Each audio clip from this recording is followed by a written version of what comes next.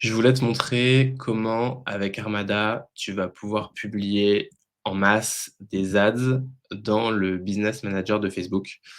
C'est un outil qui est très utile pour les annonceurs et les agences marketing qui ont des gros volumes de créa à gérer, soit parce qu'ils font du creative testing, soit parce qu'ils utilisent l'IA et ils ont, des gros volumes de créa, à publier. Et du coup, l'opération de publication de créa est longue et fastidieuse, dans Facebook, et dans 95 des cas, Armada va justement aider à aller beaucoup, beaucoup plus vite sur la publication de ces ads. Donc là, je vais prendre un exemple pour vous montrer comment ça fonctionne. Ici, j'ai, une campagne avec 4 adsets qui sont vides, et l'objectif, c'est de publier rapidement, des ads, dans ces adsets avec l'ensemble des caractéristiques qu'on veut, donc dans le bon adset, le bon ad copy, les bons liens, et cetera, et cetera. Donc si je reviens dans Armada, on voit qu'il y a 2 blocs. En haut, il y a le bloc Creative Library dans lequel on va stocker l'ensemble des assets, donc les créas, images, vidéos, et l'Ad Library dans lequel on va gérer la publication en tant que telle et la configuration. Configuration étant, l'ad copy, headline, primary text, et cetera, et tout ce qui tourne autour des liens, donc liens, mais CTA, UTM, et cetera, et cetera. Donc la première chose à faire quand on fait une publication, c'est de créer un drop. Un drop, c'est quoi? Un drop, c'est un objet qui va rassembler l'ensemble des créas dont on va avoir besoin pour faire notre publication. Ce qu'on a remarqué, c'est que les créas se faisaient souvent à des intervalles, enfin les publications, pardon, se faisaient souvent à des intervalles réguliers, pas tous les jours, mais toutes les 2 semaines, tous les mois, ou pour des opérations commerciales données. Et donc le drop, c'est vraiment l'objet qui va contenir l'ensemble des créas que je dois publier. Donc là, par exemple, je vais l'appeler mon opération commerciale, Black Friday, une certaine année ou autre. Je vais créer le drop, et donc je vais avoir ici un dépôt dans lequel je vais pouvoir mettre l'ensemble de mes assets créatifs. Petite subtilité, si je clique sur la roue ici, je peux copier le lien du drop et je peux l'envoyer à mon annonceur si c'est une agence, à mon agence créa, à mes designers, pour que eux directement puissent déposer dans ce drop l'ensemble des créas. Ça m'évite de les télécharger depuis un Google Drive, un WeTransfer ou autre et de les re-uploader ici. Et ce qui va se passer, c'est qu'elles vont directement apparaître ici quand la personne qui fait les créas les aura uploadées. Donc là, pour la démo, moi, je vais prendre une dizaine de créas que je vais drag and drop ici, qui vont se charger. Alors là, j'ai pris uniquement des images pour que ça aille un peu plus vite, mais ça marche aussi très bien avec les vidéos. Et donc une fois que moi, je les ai uploadées ou que quelqu'un d'autre les a uploadées, elles arrivent dans mon drop ici. La première chose qu'on va faire, c'est qu'on va grouper les créas. On va les grouper comment? On va les grouper sur la même image, la même vidéo, le même concept, mais avec des formats différents. Par exemple, ici, le format carré qui va aller en feed, et ici, le format story. Je vais pouvoir les grouper. Pourquoi on fait ça? Parce qu'on a remarqué que une des choses qui prenait beaucoup de temps dans la publication des ads, c'était de modifier le format une fois que l'ad était créé. On choisit l'image et puis après, on va modifier dans les placements, à quel placement on met quelle créa. Et du coup, nous, on le fait en amont. En amont, on groupe les créas. On a un objet ici qu'on appelle Creative Group, dans lequel on va avoir tous les formats de la même ad, globalement. Et du coup, ils vont être liés et on saura, nous, à la fin, quel format mettre au bon endroit en fonction de la taille des images. Donc, je vais grouper l'ensemble ici des créas que j'ai importés. Petite subtilité, on a rajouté ici, tu vois, en haut des créas, le nom de la créa. Pourquoi on a fait ça? C'est parce qu'on s'est rendu compte, notamment sur les vidéos, qu'il pouvait y avoir des hooks différents, des petits détails qui étaient différents, mais qu'on ne voyait pas sur la preview. Et donc le fait d'avoir le nom, ça permet de ne pas se tromper sur le grouping qu'on fait ici. Une fois que mon grouping est fait, donc là j'ai 5 creative groups, je vais les affecter à mes adsets. Donc je vais ici tous les sélectionner, parce que je veux tout faire, mais on peut en sélectionner qu'une partie. On va les assigner à un adset. Ici, je vais chercher la campagne, démo campagne 2, qui était celle que je vous ai montrée tout à l'heure.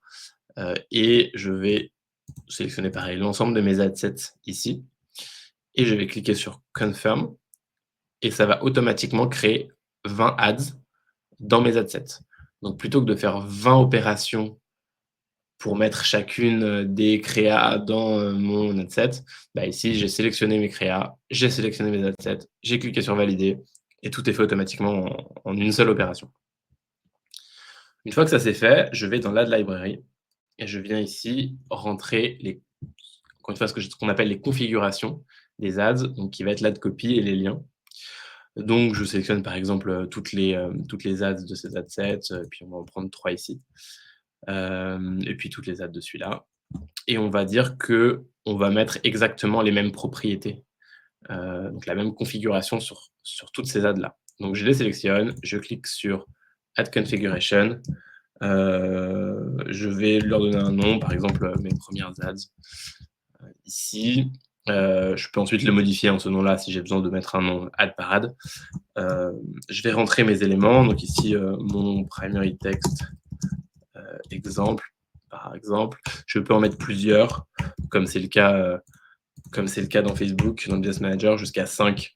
Et Facebook va choisir, un peu piocher dans les primary text pour essayer de trouver le meilleur. Ici, je vais mettre une headline. Description, c'est facultatif.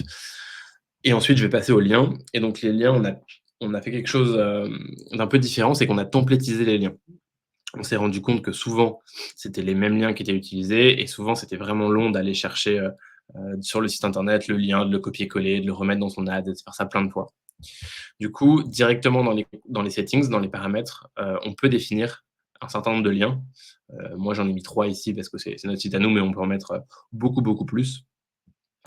On clique sur le lien et ça met automatiquement l'URL ici. Et on a aussi le display link, le CTA et les paramètres d'URL qui sont configurés dans les settings et qui se mettent automatiquement ici. Alors si je veux, je peux les changer, hein, c'est des paramètres par défaut, mais ça évite d'avoir à les rechercher, à les rechoisir à chaque fois. Par défaut, ils sont mis ici. Je clique sur Save Change et je vois que toutes mes ads passent en statut Ready. Qu'est-ce que ça veut dire? Ça veut dire qu'on a assez d'éléments pour publier. Par exemple, s'il manque le lien, Facebook va nous dire: «Non, non, vous ne pouvez pas publier une ad sans lien». Du coup, il va refuser la publication.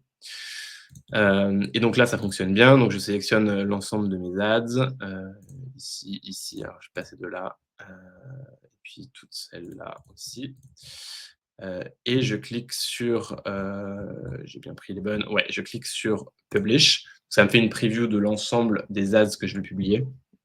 Ici, je confirme ma publication et on voit qu'elles passent toutes en publishing. Alors ici, ça va mettre une petite minute, je pense une grosse trentaine de secondes à publier.